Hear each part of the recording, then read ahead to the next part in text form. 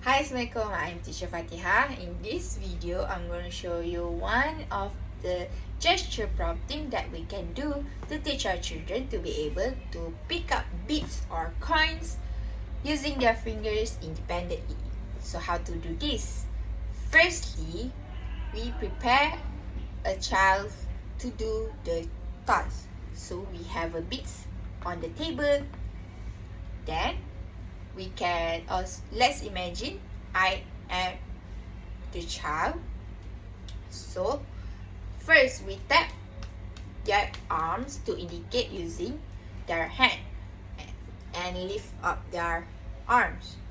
Then we tap on the finger to indicate them to isolate their finger. 1, 2, 3. Then we tap the item to indicate or initiate them to pick up the bead. So that's the gesture prompting that we can do to do these skills. So good luck in trying them.